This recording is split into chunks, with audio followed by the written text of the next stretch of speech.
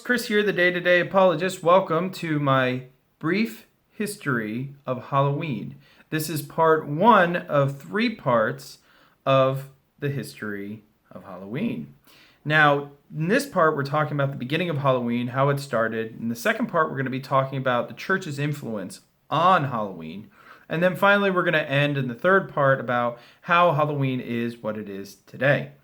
If you haven't had a chance, make sure you go and check out my apologetical video or my Q&A video where someone asked, should Christians celebrate Halloween? And this video is I'm not giving any personal point of views or anything like that. It's just a backdrop of information that connects to the other video. So if you watched that one, thanks for watching. I hope you enjoyed this one. So let's get into it.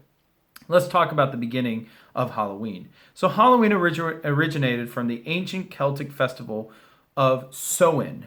Now it's spelled very different, Samhain.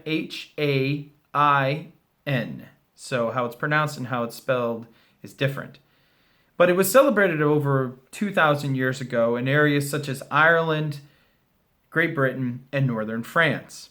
On the night of October 31st, the Celts would make very large sacred pyre fires or bonfires, if you want to call them. And they would sacrifice animals and grain offerings to please their Celtic deities.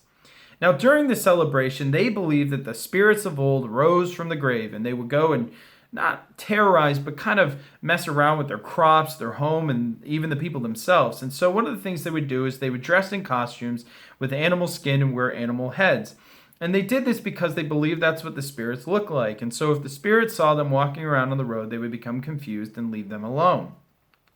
Now, interestingly, they had a summer season and they had a winter season.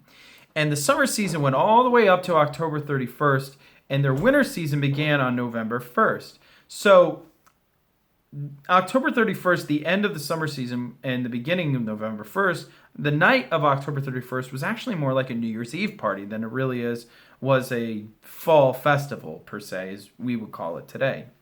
Now, another reason why the Celts celebrated that night, October 31st, was to help the Druid priests, which were Celtic priests. These Druid priests would make predictions of the new year. Now, they looked at summertime as a time of blessing, fruitfulness, and also of life and everything. But when winter came, they looked at winter as death, as starvation, as difficult and hard, and a lot of pain. And so the Druid priests would make predictions in the beginning of the new year. And they believed that if they did these festivals at this time, it would help the Druid priests. So that is how the beginning of Halloween basically started. So if you enjoyed the video, make sure you hit a like. Of course, subscribe to my videos and hit the notification button. I post videos every Tuesday and Thursday. And again, check me out tomorrow as I post part 2 and part 3 of these videos.